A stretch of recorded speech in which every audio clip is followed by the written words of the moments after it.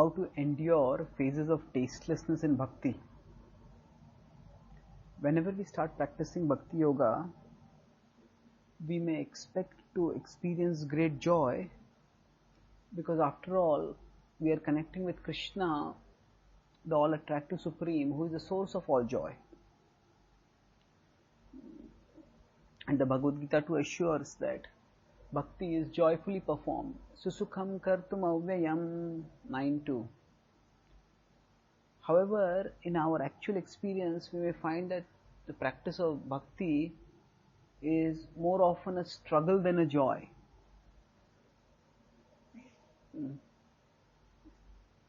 Why does that happen?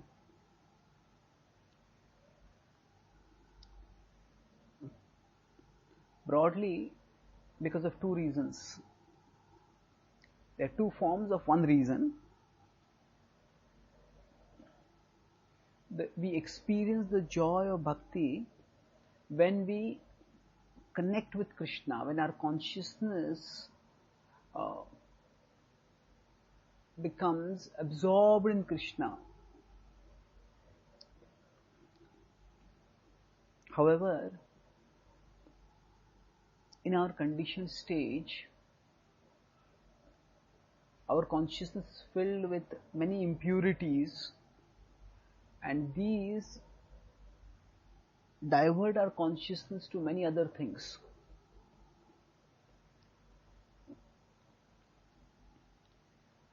We may get allured by worldly things, seeing them as sources of irresistible pleasure, or we may get alarmed by other worldly things, seeing them as sources of unbearable trouble. Either way, when we focus on those worldly things, we lose our connection with Krishna and can therefore not experience happiness. So, the remembrance of Krishna could be compared to a delicious drink, but if a child drinking that is moving their head repeatedly here and there, then that child can't taste the drink much.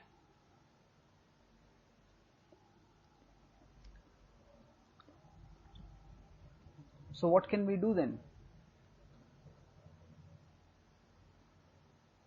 The Bhagavad-gita assures that the pleasures which taste initially like poison will eventually taste like nectar.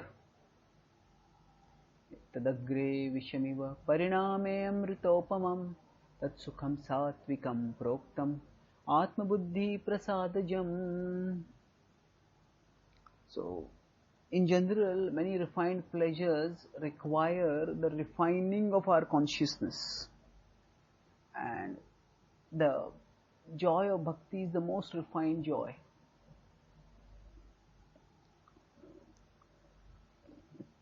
So, when we are practicing bhakti, we need to refine our consciousness so that it can focus on Krishna steadily. And interestingly, the way to refine our consciousness or to purify it of the impurities is again by trying to connect with Krishna.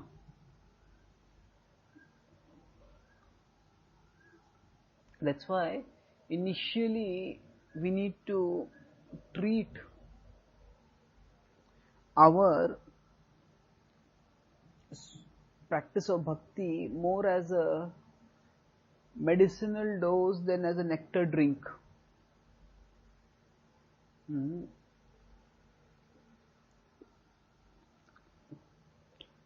Just as we take a medicine primarily for its effect, not for its taste. Similarly, we need to focus on relishing, on not so much on whether we are relishing bhakti or not, but simply on whether we are refocusing on Krishna or not. Whenever our mind wanders, if we just keep refocusing and practicing sadhana bhakti, then our attraction to Krishna will increase. Athachittam samadhatum na shaknosi maisthiram abhyasa yogena tato mamichhaptum dhananjaya. As the desire for Krishna increases, we will become increasingly absorbed in Him. And as we keep getting absorbed, we will find that the taste in Bhakti will increase more and more. And as we become steadily and strongly absorbed in Krishna, the phases of tastelessness will decline and disappear, and we will start relishing devotional joy naturally, increasingly, eternally.